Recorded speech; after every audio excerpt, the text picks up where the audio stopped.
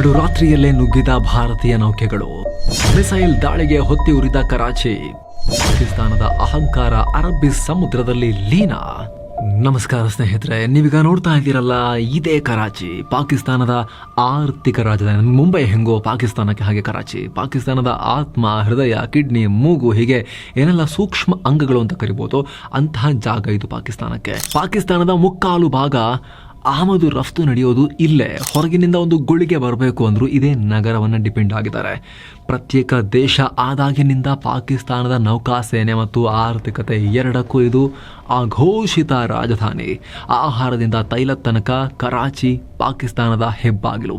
Oil ಸ್ಟೋರೇಜ್ನಿಂದ ಸೇನಾ head quarters ತನಕ ಎಲ್ಲವೂ ಇರೋ ನಗರ ಇದು. ಆದರೆ ಇದೇ ನಗರದ ಮೇಲೆ ದಾಳಿ, ರಾತ್ರೋರಾತ್ರಿ ಮಿಸೈಲ್ ದಾಳಿ ಮಾಡಿದ್ರೆ ಹೇಗಿರುತ್ತೆ, ಹೊತ್ತಿ ಉರಿಸಿದ್ರೆ ಹೇಗಿರುತ್ತೆ, ಇಡೀ ನಗರ ಬೆಂಕಿಗೆ ಬಿದ್ದು ಸುಟ್ಟು ಹೋದ್ರೆ ಹೆಂಗಿರುತ್ತೆ.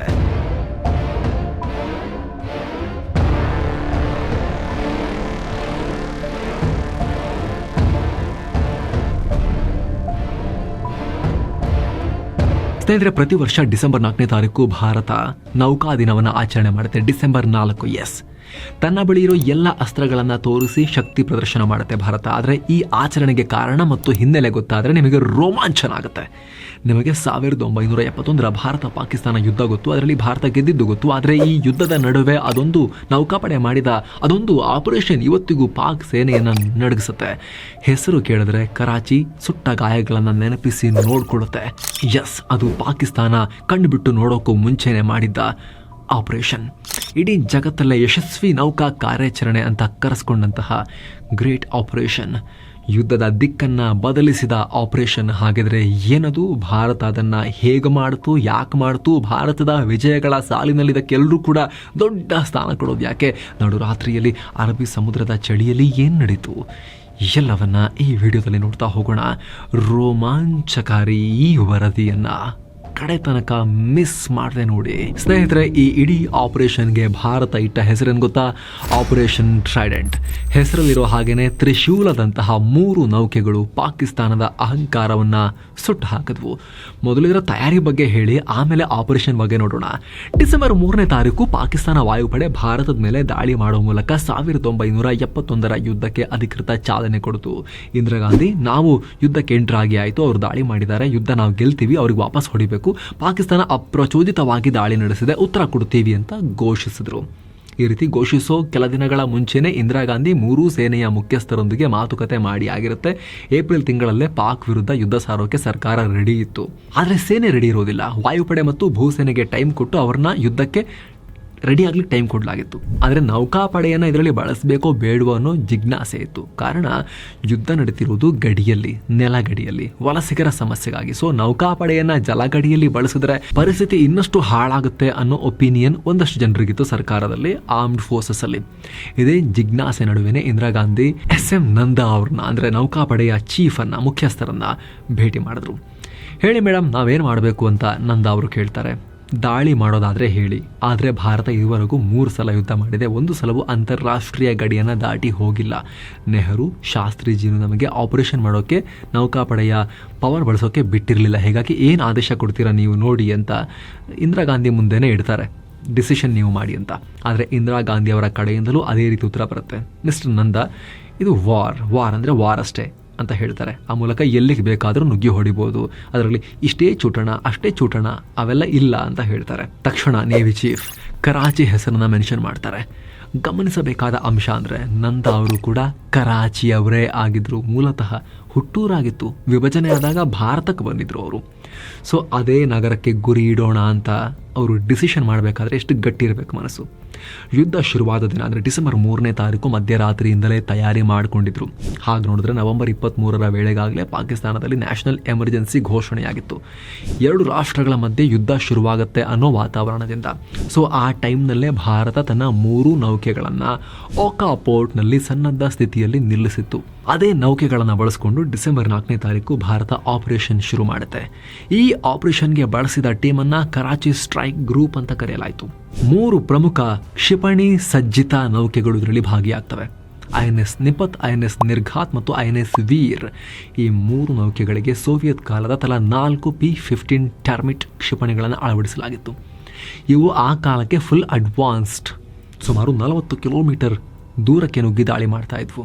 1173 ಕಿಲೋಮೀಟರ್ ವೇಗದಲ್ಲಿ ನುಗ್ತಾ ಇದ್ವು. 25ರಿಂದ 100 ಮೀಟರ್ ಎತ್ತರದಲ್ಲಿ ಹಾರ್ತಾ ಇದ್ವು.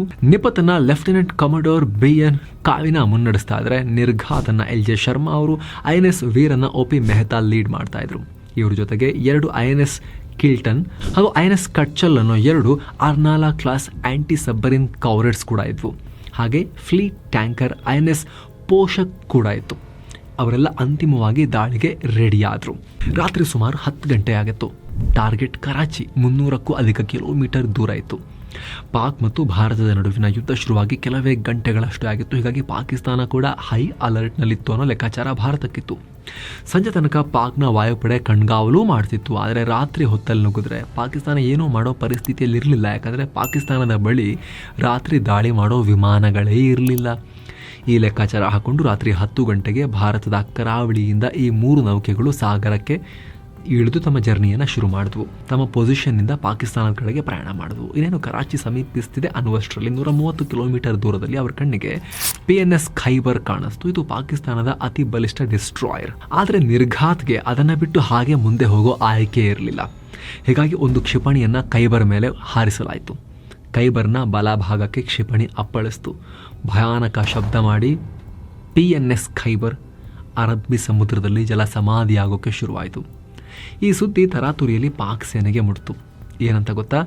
ಅಯ್ಯೋ, ಎಮರ್ಜೆನ್ಸಿ ಆಗಿಬಿಟ್ಟಿದೆ, ಶತ್ರುಗಳು ವಿಮಾನದ ಮೂಲಕ ದಾಳಿ ಮಾಡಿಬಿಟ್ಟಿದ್ದಾರೆ ಅಂತ ಈ ಡಿಸ್ಟ್ರಾಯರ್ ಮೆಸೇಜ್ ಕಳಿಸ್ತು. ಸ್ನೇಹಿತರೆ, ಈ ಪಾಕಿಗಳಿಗೆ ವಿಮಾನಕ್ಕೂ ಹಡಗಿಗೂ ವ್ಯತ್ಯಾಸ ಗೊತ್ತಾಗಲ್ವಾ ಅಂತ ನಿಮಗೆ ನಗು ಬರ್ಬೋದು. ವಿಷಯ ಬೇರೆ ಇದೆ. ಇದುವರೆಗೂ ಈ ಭಾಗದಲ್ಲಿ ಯಾರೂ ಕೂಡ ಕ್ಷಿಪಣಿಯನ್ನು ಬಳಸ್ತಾ ಇರಲಿಲ್ಲ. ಅದರ ಕಾನ್ಸೆಪ್ಟೇ ಹೊಸದಾಗಿತ್ತು. ಅಂಥ ಮಿಸೈಲನ್ನು ಭಾರತ ಮೊದಲ ಬಾರಿಗೆ ಪಾಕ್ ವಿರುದ್ಧ ಹೊತ್ಕೊಂಡು ಹೋಗಿ ಬಿಟ್ಟಿತ್ತು. ಮಿಸೈಲ್ ಬಂದಿರೋ ಸ್ಪೀಡ್ ನೋಡಿದ್ರೆ, ಅದು ಶಬ್ದ ಮಾಡಿರೋದು ನೋಡಿದ್ರೆ ಈ ಮಟ್ಟಕ್ಕೆ ಹೊಡೆದಿದೆ, ಬೆಳಕು ಬಂದಿದೆ ಅಂದರೆ ಖಂಡಿತ ಮೇಲಿಂದ ಹಾಕಿರಬೇಕು ಅಂತ ಪಾಕಿಗಳು ಗೆಸ್ ಮಾಡಿದ್ರು. ವಿಮಾನ ತೆಗೆಯೋಣ ಅಂದರೆ ಎಲ್ಲಿ ಹಾರಿಸ್ತಾರೆ, ಏನು ಹಾರಿಸ್ತಾರೆ, ಕತ್ಲಲ್ಲಿ ಏನೂ ಕಾಣಲ್ಲ. ಅದಾಗಿ ಸ್ವಲ್ಪ ಹೊತ್ತಲ್ಲಿ ಡಿಸ್ಟ್ರಾಯರ್ ಇನ್ನೂ ತೇಲ್ತಾ ಇತ್ತು. ಸೊ ನಿರ್ಘಾತ್ಗೆ ರಿಸ್ಕ್ ತಗೊಳ್ಳೋಕೆ ಇಷ್ಟ ಇರಲಿಲ್ಲ. ಹೀಗಾಗಿ ಇನ್ನೊಂದು ಕ್ಷಿಪಣಿ ಹಾರಿಸಲಾಯಿತು. ಅಷ್ಟೇ, 222 ಜನರಿದ್ದ ಪಾಕಿಸ್ತಾನ ನೇವಿಯ ಆ PNS ಖೈಬರ್ ನಡುರಾತ್ರಿ ಅರಬ್ಬಿ ಸಮುದ್ರದಲ್ಲಿ ಅಷ್ಟೂ ಸೈನಿಕರೊಂದಿಗೆ ಜಲಸಮಾಧಿ ಆಯಿತು. ಅದಾಗಿ ಸ್ವಲ್ಪ ಹೊತ್ತು ಕಳಿತು. INS ನಿಫತ್ ಕೆಲಸ ಶುರು ಹಚ್ಕೊಳ್ತು. ಸುಮಾರು 11 ಗಂಟೆ ಆಗಿತ್ತು. ಕರಾಚಿಯ ವಾಯುವ್ಯ ದಿಕ್ಕಿನಲ್ಲಿ MV ವೀನಸ್ ಚಾಲೆಂಜರ್ ಅನ್ನೋ ಕಾರ್ಗೋ ಶಿಪ್ ಚಲಿಸ್ತಾ ಇತ್ತು. ಇದು ಪಾಕಿಸ್ತಾನಕ್ಕೆ ಆಯುಧ ತಗೊಂಡು ಹೋಗ್ತಾ ಇದ್ದ ಹಡಗು. ಅದಕ್ಕೆ PNS ಶಾಹಜಹಾನ್ ಎಸ್ಕಾರ್ಡ್ ಕೊಡ್ತಾ ಇತ್ತು. ಈ 2 ನೌಕೆಗಳ ಮೇಲೆ ನಿಫತ್ ಕ್ಷಿಪಣಿ ದಾಳಿ ಮಾಡಿತು. ಈ ಏಟಿಗೆ ಚಾಲೆಂಜರ್ನ ಚಾಪ್ಟರ್ ಕ್ಲೋಸ್ ಆಯಿತು. ಆದರೆ ಶಾಹಜಹಾನ್ ಬದುಕುಳಿತು. ಆದರೆ ಗಂಭೀರ ಪೆಟ್ಟು ಬಿತ್ತು. ಈ ನಡುವೆ INS ವೀರ್ ರೊಚ್ಚಿಗೆಡ್ತು. 11:20 ಹೊತ್ತಿಗೆ ಅದು PNS ಮೊಹಫಿಜ್ ಮೇಲೆ ಕ್ಷಿಪಣಿ ಹಾರಿಸ್ತು. ಮೊಹಫಿಜ್ಗೆ ಸಿಗ್ನಲ್ ಕೊಡೋಕ್ಕೂ ಆಗಲಿಲ್ಲ. ಕಲ್ಲಿನ ರೀತಿ ಮುಳುಗೋಯ್ತು. 33 ಪಾಕಿ ಸೈನಿಕರು ಜಲಸಮಾಧಿಯಾದರು. ಹೀಗೆ ಅಡ್ಡ ಬಂದವರನ್ನೆಲ್ಲ ಹೊಡ್ಕೊಂಡು ಹೋದ ಈ 3 ನೌಕೆಗಳು ಕರಾಚಿಯ ಸಮೀಪಕ್ಕೆ ಬಂದವು. ಪಾಕಿಸ್ತಾನದ ಆರ್ಥಿಕ ರಾಜಧಾನಿ ಯಾವುದೇ ಆತಂಕ ಇಲ್ಲದೆ ಮಲಗ್ತಾ ಇತ್ತು, ನಿದ್ದೆಯನ್ನು ಕಾಣ್ತಾ ಇತ್ತು. ದೂರದಿಂದಲೂ ಯಾವುದೇ ಗಡಿಬಿಡಿ ಕರಾಚಿಯಲ್ಲಿ ಇನ್ನೂ ಕಾಣಿಸ್ತಿರಲಿಲ್ಲ. ಇದೇ ಟೈಮ್ ಬಳಸ್ಕೊಂಡ INS ನಿಫತ್ ಕರಾಚಿಯ ಕ್ಯಾಮರಿ ಆಯಿಲ್ ಸ್ಟೋರೇಜ್ ಮೇಲೆ 26 ಕಿಲೋಮೀಟರ್ ದೂರ ಇದ್ದಾಗಲೇ ದಾಳಿ ಮಾಡಿತು. 2 ಮಿಸೈಲ್ಗಳ ಮೂಲಕ. ಒಂದು ಮಿಸ್ಫೈರ್ ಆಯಿತು, ಆದರೆ ಇನ್ನೊಂದು ಹೋಗಿ ಆಯಿಲ್ ಸ್ಟೋರೇಜನ್ನು ಡಮ್ಮನಿಸಿಬಿಡ್ತು. ಆಯಿಲ್ ಬೇರೆ ಬೆಂಕಿ ಹತ್ಕೊಳ್ತು. 7 ದಿನಗಳ ಕಾಲ ಬೆಂಕಿ ಉರಿತಾನೇ ಇತ್ತು.